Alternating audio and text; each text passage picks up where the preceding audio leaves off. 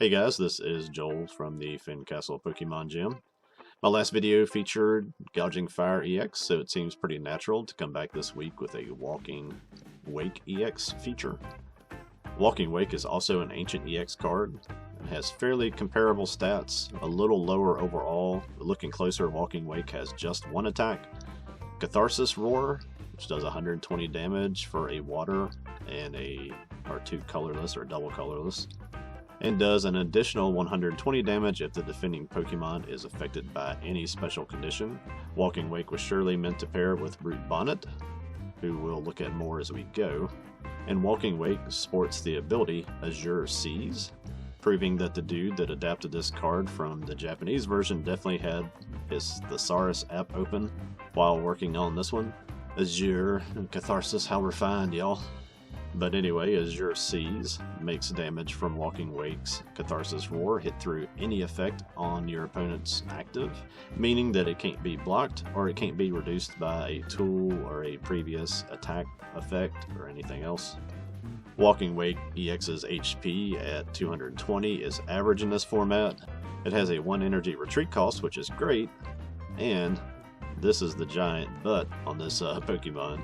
Walking Wake is weak to lightning, which is a misfire from the Pokemon Company because in the video game he's a water and a dragon type and should only take regular damage from lightning. But we won't stray too far down the road of how the trading card game does not always align with the video game, because I'll start ranting about every Lucario card they've ever printed, so let's not go there. But that weakness leaves him susceptible to Iron Hands EX, which is a pretty big handicap at the moment. It's not insurmountable, but it's not great.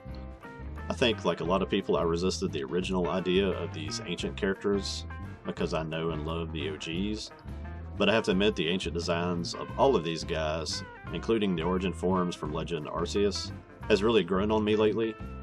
The idea of prehistoric Pokemon is pretty cool. I'm still working on the future guys. I'm not completely bought in on those yet, but we'll get there probably, or not. But let's get into this deck. The footprint for every viable water deck can be traced right back to Ice Rider Calyrex VMAX from the previous format, and this was the deck that I played better than any others at that time and would have been my choice for any event if I'd had time to pursue that, because it could beat anything and you could easily alter it to counter whatever was going on at the time. The only important thing gone from this list because of rotation is Melanie. Everything else is still there or replaced by something either equal to what was there or something better. And really, if you think about it, Sada's Vitality is pretty equivalent to Melanie. So it was not very hard at all to alter this list to get to the Walking Wake list, and it still works off of the same basic concepts. Those concepts are get energy into the discard pile, use Palkia V-Star to charge whatever the situation calls for, and then just don't let off the gas. Just keep pressure on with whatever you decide to attack with. The goal, of course, is you do want that second turn Palkia V-Star, because from there you can do what you want. And as you can see, I included only 3 Walking Wake EX on this list because you need to allow for at least 3 bench spots to be taken up by support Pokemon. Those main 3 are Radiant Greninja, Palkia, and eventually Palkia V-Star, and then Brute Bonnet. And let's go through them one at a time real quick. Palkia is there for his V-Star support, we've already talked about that, but also you don't want to hesitate to attack with him. A full bench on both sides lets him hit for 260, which takes care of easily 75% of the format right now. Radiant Greninja helps you draw, and to set up Sada's Vitality by getting energy into the discard pile, but don't forget, with Palkia V-Star you can often pull off a second turn Moonlight Shuriken, which is 90 to 2, whichever 2 Pokemon you can target, assuming there's not a Manaphy in play. And if you do that, sometimes you can end the Charizard EX match before it even gets started by just taking out 2 Charmanders. The last of the 3 is Brute Bonnet, and as I said before, it seems that this card was designed to go specifically with Walking Wake EX. Once you have an Ancient Energy Booster capsule on him, his Toxic Powder ability lets you poison both active Pokemon, which activates Walking Wake's extra 120 damage condition of his attack. And as long as you have the capsule on Walking Wake, he is not poisoned, but even if he is, he still hits for the 240 damage, which goes to 250 with the poison between turns. And if they cannot switch to something, 260 by the time the turn comes back to you. And that's excellent for everything in the format except for the big EXs, and that's basically just Charizard at the moment. But Keep in mind, once you get that 260, a follow-up 90 from Radiant Greninja hits what magical number? That's right, 330, kiddies. So in one of those big EX matchups, you might be able to time that to where you take two of the EXs, you know, a Charizard and a Pidgeot, or two Charizard EXs at the same time with a well-timed Shuriken from Radiant Greninja. I don't think there are any hidden secrets here. It's worth looking at Fluttermane for a moment. Fluttermane can shut off your opponent's active Pokemon's ability, which can slow them down, but more importantly, he is an ancient card, so Sada's Vitality can attach energy to him as well, and just like Greninja, that 90 damage might be all you need to clean up a knockout on a bigger target. I do play only two double turbo energy in this list because they can help you meet the energy requirements for Walking Wake, either early or late in the game if Palkia is gone or you've already used him. And the same goes for Fluttermane, but I don't like the reduction in the damage that Turbo causes, so I don't want to rely too heavily on it. I play only one Irida, because with Scarlet and Violet they change tools from being an item to being their own thing, and you can't get the capsules with it, so I went with a mix mainly focused on using Sada. Or you could pretty much swap these supporters around any way you want to. You could play Arven instead of Irida, or play 4 Arven. I don't think that's going to change the way the deck plays very much. I don't feel the need, and also don't want to take the time to explain every card in the list, but if there is something there that you'd like some more elaboration on or have a question about, just feel free to ask in the comments. For me, and hopefully for you, I feel like watching everything work is a better way to learn. Let's look at some gameplay. I go first, and I have a smattering of what I need, but most importantly I have Ultra Ball. With that, I'm going to search out a Squawkabilly EX, and if it's not there, I can always go with Greninja or with Mew EX. But as you can see, all options are there. And I definitely want to be aggressive, so I get Squawkabilly.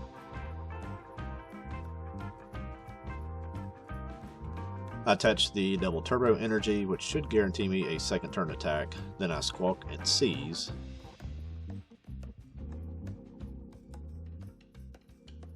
With that hand, I get down a Mew, hit another Ultra Ball, and since I already have that second Walking Wake in my hand now, I use the Ultra Ball to get Brute Bonnet. And play down the Walking Wake. Then I'm going to use Restart from the Mew to get another double turbo, which means I'll be able to fully charge both Walking Wake on my next turn with the Sada's Vitality.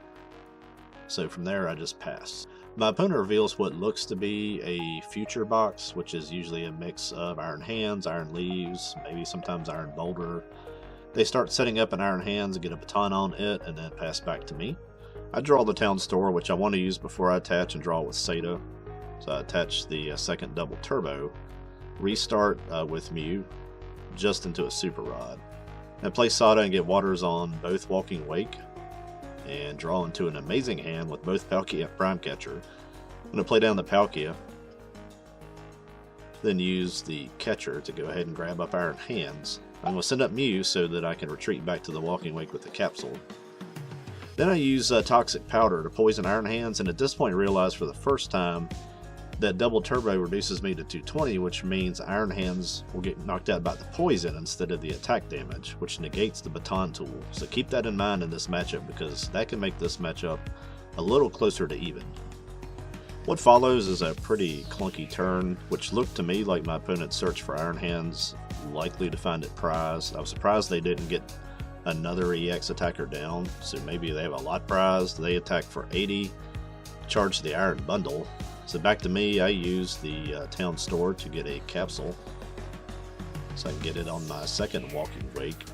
Then I evolve to Palkia V-Star. I decide to retreat my active, damage Walking Wake, and take the opportunity to get that double turbo off. I get a water back onto Walking Wake with Sada.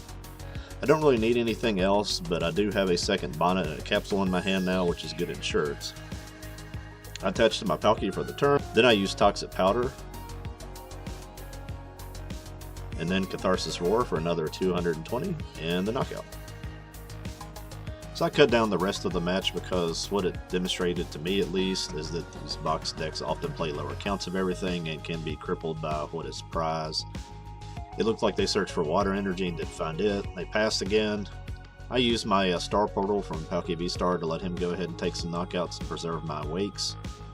So I take out the Mew, take 2 more prizes. At this point, it's pretty much a done game, but we just see what's going to happen. In desperation, they try to trap a Brute Bonnet. They do knock off my capsule with a vacuum. It took a turn before I could get a switch cart. I do have my last capsule. I attach it. I use Toxic Powder, and then I will roar one last time for the 220 damage, the last knockout, and the game. So as I said earlier, an aggressive start and staying on the pedal can really lead to a steamroll type of game. I want to show just one more game to demonstrate how your start can dictate your strategy. I go first in this game, and I get a hand boosted from a couple of mulligans by my opponent, which is always a help. I get a Walking Wake Palkia start, which immediately makes me shift gears in my thinking, especially once I see that this is a Golden Go deck. My immediate thought is that if Manaphy does not make an appearance, then I'm pursuing second turn Greninja. So with this rather large hand, I use Earthen Vessel first to get energy into the discard pile and grab 2 waters. Then I'm going to toss those 2 waters with the Ultra Ball, and I'm going to use it to get Greninja. Then I'm going to bench Radiant Greninja and the other Walking Wake. Then I'm going to conceal cards away this double turbo, because I do have Palkia, V-Star, and the Wings. I get 2 more water energies into my hand, and this is an important play to point out. Even though I'm already thinking Greninja, I attach the water energy to Walking Wake, because I don't want my opponent to think that's what I'm doing. So I have that play set up, but I can also change my strategy very quickly if they do get out Manaphy or if they do something different. On their turn, they use a Puffin to get out another Gimmighoul and a Varoom. They use Ultra Ball to get a Palkia, and then they call for Family to get Greninja. So either they don't see the play that I'm getting ready to do, or their Manaphy was prized. So for my turn, I draw a Town Store, and I'm going to go ahead and use it to get my first capsule into play. I'm going to evolve to Palkia V-Star. Then I'm going to retreat my Walking Wake, and then I'm going to use Star Portal to charge Greninja. I'm going to go ahead and attach for my turn to the Walking Wake on the bench. And I don't want to just snipe the Gimmighoul. I also don't want to make the next play easy for my opponent, so I'm going to use Boss to pull up their Varoom. And then I'm going to hit the 2 Gimmighoul, which doesn't leave them with much. They'll either have to attack with Greninja or evolve to Palkia and attack with him. For my prizes, I get a Mew EX, so the only thing I'm really missing in my setup is just Brute Bonnet. On their turn, they evolve to Revaroom and Palkia V-Star, and then they charge Greninja, but they can't get out of the active spot with Revaroom, so they boss up a Walking Wake with no energy and kind of get us into a stalemate for a turn. I bench a Fluttermane, which may have been a mistake, but I was thinking that he could be useful in blocking Goldingo from drawing if they get him into play. They finally break the stalemate by using Prime Catcher to grab my Greninja and then hit Fluttermane and the Mew EX with the Moonlight Shuriken. I use concealed cards to get out of this poor hand. I do hit a Sada and a Town Store. I attach to both Walking Wake with Sada, and then before I bump the Stadium, I'm going to use their Pokestop. I do that, and I do hit a Switch Cart. Then I'm going to bump their Stadium for the Town Store and use it to get a capsule for my Brute Bonnet.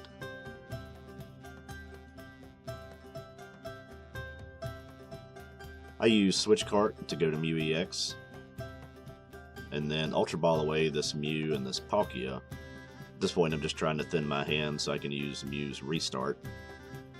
I'm going to thin by 1 more card and use Prime Catcher to grab their Palkia V. Then I'll use Restart, hoping to hit the energy switch, but I don't. So I just use Toxic Powder from Brute Bonnet, and then pass. So they play through a lot of their deck, and are able to switch the Palkia out and get a Goldingo, but they only hit me for 150.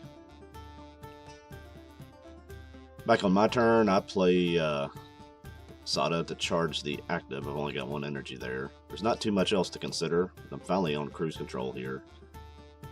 So I'm going to poison them and then hit for 240 with Catharsis Roar. And the poison will make it go to 250 going to them. They boss up my Greninja and then just pass. And then eventually here the poison is going to take out Goldingo coming back to me. So I'll get 2 prizes there without really having to do anything.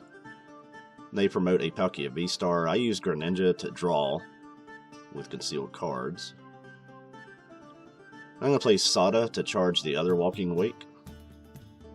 I used Switch Cart to promote the Walking Wake with the capsules. I'm not worried about the damage he has right now. Then we'll use Toxic Powder from Brute Bonnet to poison this Palkia V-Star, and also activates the good stuff with Catharsis Roar. We'll hit for 240 again, and it'll go to 250 with poison. I guess at a last-ditch effort, they play another boss to try to trap my Palkia V-Star in the active spot. Here, as it comes back to my turn, I draw that double turbo. I could use that to retreat him, but I've got the resources to let him play 2. So I use the Vessel to get 2 waters. I'm going to attach to the Palkia. Then I'm going to energy switch from Walking Wake up to Palkia. And I'm going to just finish the game with Subspace Swell for another 260 damage. And props to my opponent for never giving up, but because of that early Greninja play, it really never became a Golden Go match, which can be a very dangerous one. So I don't know exactly how to rank this deck. Obviously the lightning weakness at the moment is a handicap, but I'm also reminded of what I used to tell young players that I coached at our leagues, and that is, if you learn one deck and just become the best at playing that deck, then often the matchups won't matter. And I think Walking Wake goes right along with that. Walking Wake is fast and it's consistent, and it has multiple options. You can attack quickly with Wake, you can snipe with Greninja, you can also turn to Palkia if you need just a little more damage. I like the deck, and it fits my criteria centering around a really cool looking character. So try it out, keep it handy in case the meta in your area turns towards fire decks, then you can show up with this and just dominate. I hope you enjoyed the video. Give me a like if you will, and check out my other videos. Feel free to comment with any questions that you have. Until next time, be not afraid. Later.